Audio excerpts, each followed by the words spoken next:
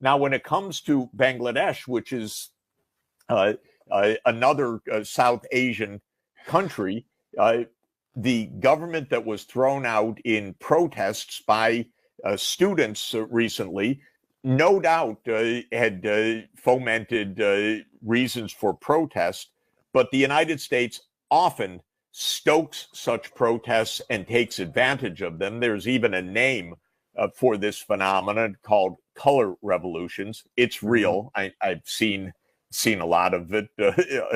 This is what Victoria Nuland called the revolution in 2014. That's right, the revolution of dignity. Exactly. Right. So it's the same business that you take real measures or you take real unhappiness over some issues and you build it, you stoke it, you use U.S. funded media, you make threats, you cajole the military, you threaten the military, you do all sorts of things.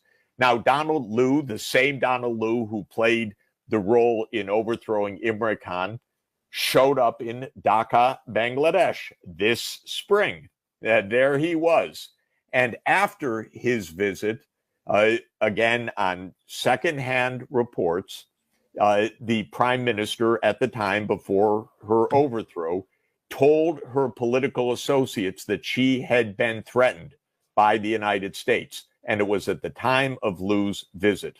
A few weeks later, the protests. A few weeks after that, the military told her, we can't defend you, and she fled to India. That's what we know.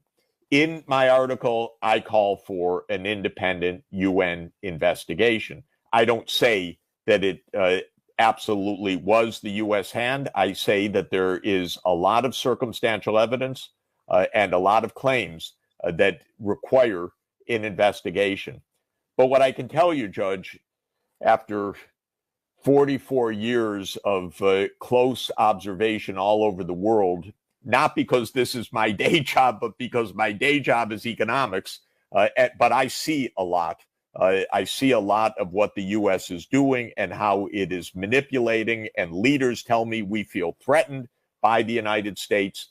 This is an ongoing, deadly operation of the United States. These operations almost always fail, by the way. Sometimes they fail to dislodge the government, but the other kind of failure is they dislodge a government, and then the result is ongoing chaos, civil war, coups, further assassinations, complete unrest and disarray, terrorism. We don't succeed in this kind of action. We destabilize. And the U.S. does this so often that it is understood by other countries that this is the U.S. aim, purpose, and modus operandi. And it's why, for example, Russia, President Putin says, don't tell us you're a friendly power and that NATO is a defensive operation. We see with our own eyes how you overthrow governments, how you intervene, how presidents sign intelligence findings to overthrow governments. They're not naive. President Putin's anything but naive. As a senior KGB official, he understands how the U.S. government operates. That's why he doesn't want NATO anywhere near his border. Thank you very much. And this is the problem. We are destabilizing the world and driving the world closer and closer to World War III this way. Now, in my article, I do not make a definitive judgment because the evidence isn't there on Bangladesh. But the circumstances are enough to tell everybody. First, to the U.S., stop this behavior. This is completely reckless for the world. And second, it's important to investigate what happened.